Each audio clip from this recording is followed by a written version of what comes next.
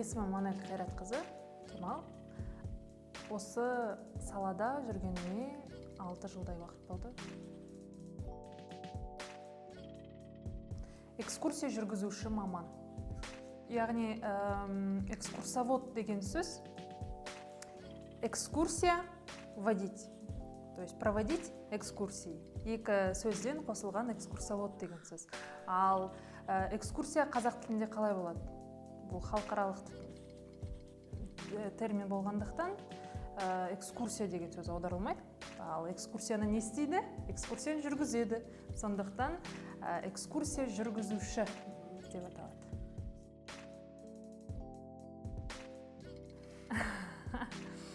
Экскурсовод болу үшін қазақ аруынан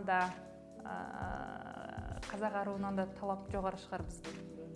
Өйткені біріншіден міндет түрде ол әрине сыртқы келбетті ешкім никто не отменял, маңызды рөл атқарады.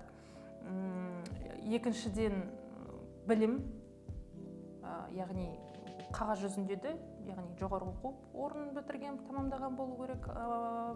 Одан кейін подача, тағы да айтып кетем, яғни аудитория алдында ораторлық, қалай айтады, ораторлық қабілет міндет түрде болу керек. Көп адамдар келеді, мен 2 айда бізде собеседование дейді ғой, собеседование өтті. 2 айда мен скейтейін осынша резюме болды. Осынша резюменің ішінен біз 3 адамды ғана алдық. Өйткені жаңағыдай 1 тур, 2 тур, 3 тур өтеді, адамдардың өздері сейіліп қалып қояды. Жоқ, 100% сенімен айталым. Конкурент емес, өйткені аудиогид тірі адамды ешқашан алмастыра алмайды. Техника жалпы адамды алмастыра алмайды. Аудиогид болсын, біздің қалтамыздағы смартфондарымыз болсын, тірі адамның энергетикасын, тірі адамды мүлдем алмастыра алмайды. Сондықтан музейге келген қонақтарға, көбіне негізі өзімнің таныстарыма айтып жатам, лажы болса, мүмкіндік болса, экскурсоводты таңдаңдар, аудиогидтардың қажеті жоқ. Бір нәрсені 1000 рет айтқанменен, ол 1000 түрлі айтылады. Өйткені алдында тұрған адам әртүрлі қабылдайды. Тіпті бір адам бірнеше қайталап келсе де экскурсияңа, әр кезде ол әртүрлі көңіл күймен келеді. Сондықтан әр кезде әрқалай подача дейді ғой. Яғни ұсыну әртүрлі болады.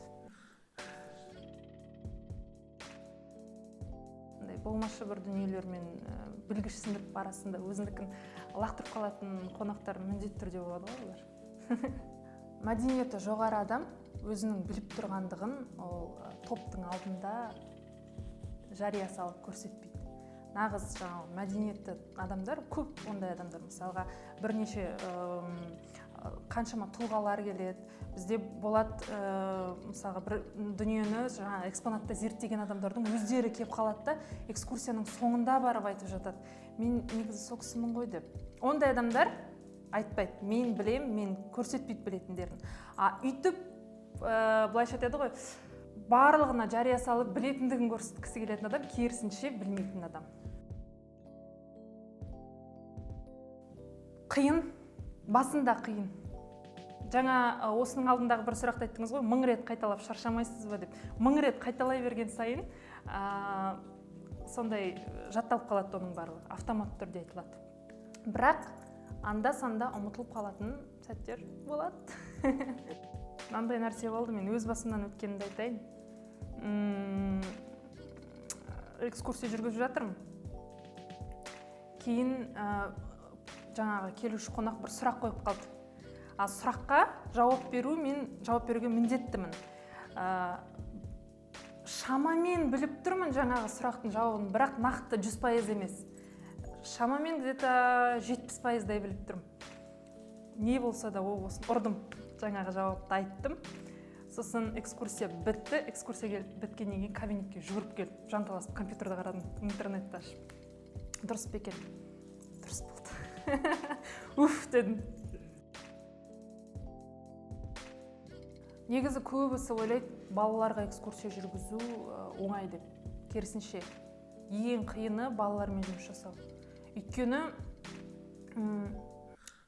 мен өзімнің әріптестерімді, менді мультфильмдерді көреміз, барлық YouTube каналдардағы жаңағы үйдегі кішкентай балалармен, бауырларымыз, сіңілдерімізбен бірге олардың не көретіндігін біз де білуіміз керек. Өйткені мысалға мамонттардың сүйегі деп айтсам олар түсінбейді.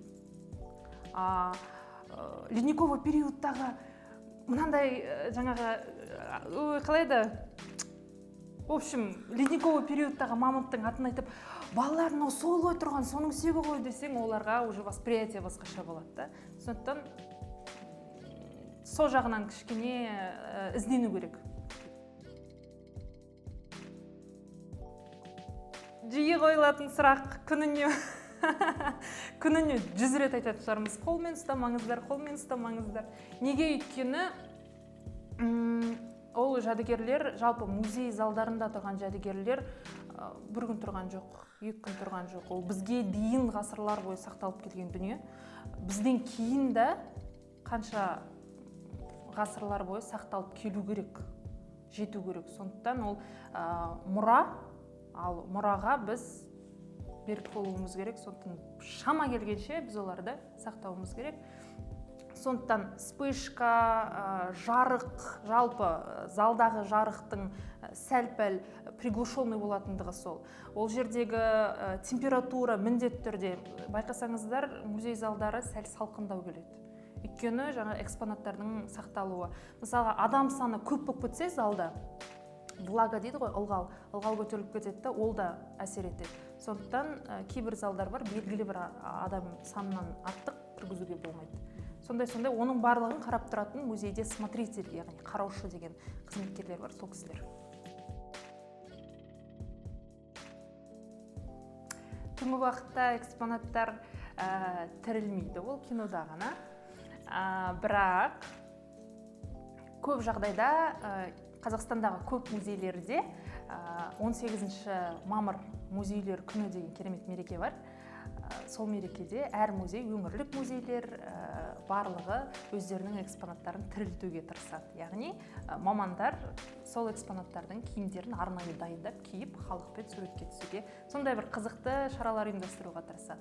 Мен шын айтайын ба, негізі осы музей саласына келмес бұрын мектепте барлығы сияқты жылына бірнеше рет апарады ғой музейге. Сол сияқты қарапайым бір музейге деген қызығушылық, ондай нәрсе болған жоқ. Оқу бітіргеннен кейін сондай нәрсе пайда болды да, анда барам жұмысқа, мында барам, турфирма деп ойладым. Мен туризм мамандығын бітіргем, сондықтан турфирма деп ойладым.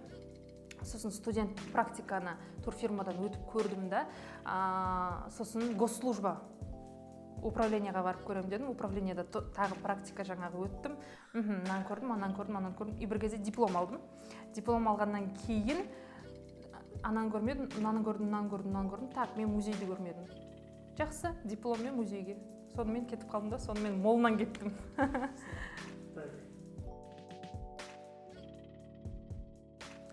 Бір экспонат жайлы екі экскурсовод екі түрлі айтуы мүмкін.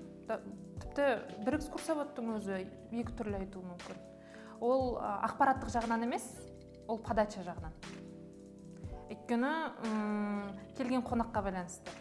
Мысалға біреу дәл сол экспонатқа қызығып тұрса, оған толық бастан аяқ, от А до Я дейді ғой, толық ақпарат беруге болады. Кейбір адам білініп тұрады, қатты қызығушылығы жоқ. Ол адамды жалықтырып алмау үшін ары қарай да басқа экспонаттар бар ғой, таныстыру керек. Адам жалығып қалмау үшін жаңағыдай үстірт ең қажетті сұрақтарға жауап беру керек.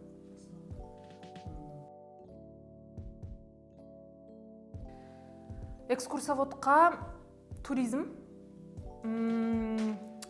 шет тілі, тарих, международные отношения, переводчик, 5 мамандық. Немесе басқада гуманитарлық мамандықтар болса, ең бастысы шет тілін білу.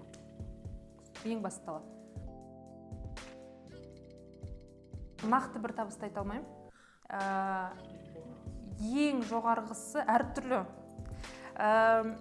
Егер маман ретінде шыңдалып, өзіңді көрсете білсең, арнайы жаңағыдай бір проектілер болады, жобалар болады, жобаларға қатыссаң, мен өз практикамдағы, өз тәжірибемдегін айтайын, бір жоба үшін осыдан 4-5 жыл бұрын 300 мың алдым. Бір рет, бір экскурсия үшін. Басқа салаға кетуге болады. Тағы да жаңағы өзімнің әріптестерімнің тәжірибесіндегі дүниелермен бөлісейін. Көбіне экскурсовод болып жүріп, мен ылғи айтамын, өте жақсы трамплин. Экскурсовод болып жүріп, бізде қыздар жігіттер қайда кетеді? Посольствоға кетеді, немесе шетелге оқуға түсіп кетеді, жаңағы посолдар арқылы, шетелдік қонақтар арқылы, немесе тағы да айтамын, шетелдік жаңағы делегаттардың арасындағы бір қонақтың жеке көмекшісі болып кетуі мүмкін, жеке аудармашысы болып кетуі мүмкін. Сондай, енді ол экскурсоводтың пысықтығына байланысты. Жұмыста ұнайтыны үнемі ізденіс үстінде жүресің. Әрдайым әртүрлі тақырыптарды қамтитын шаралар өтеді, сондықтан солардың барлығына 100% дайын болу керек. Әртүрлі саладан ақпараттанып отырасың әрдайым. Көптеген адамдармен танысасың, өзіңді ұстауды үйренесің, баламен қалай сөйлесу керек, үлкен кісімен қалай сөйлесу керек, ата-әжелердің психологиясы қандай, тіпті мысалы билік басында отырған жаңағыдай дипломаттардың не болмаса мемлекеттік қызметкерлердің психологиясы қандай, барлығын өте оңай ол жағынан адамдармен тіл табысқанда. Ұнамайтын нәрсе, аяғың жаман ауырады. Күні бойы мынандай каблукпен жүресің, туфлимен, арқаңды тік ұстап, басыңды тік көтеріп, кешке жақын құлайсың. Сосын ұнамайтын тағы бір нәрсе, бұл текст жаттау процесі менің өзіме ұнамайды. Өйткені жаттап алғаннан кейін рахат, жаттағанға дейін құлақтан түтін шығып, қашан бітеді мынаның барлығы деп қиналып кетесің. Еш уақытта тоқтап қалмау, әрдайым оқи беру, тағы да оқи беру, және міне мен келдім деп үлкен ожидание дейді ғой, көп нәрсе күтпеу. Өйткені барлығы сол маманның өзіне байланысты. Егер маман келіп, міне мен келдім, болды мен керемет болып кетемін десе, ол болмайды. Өйткені ол жаңа айтып отырмын ғой, үнемі өзін-өзі қайрап, өзін-өзі дамытып отыру керек, сонда ғана ол биікке шығады, жетеді.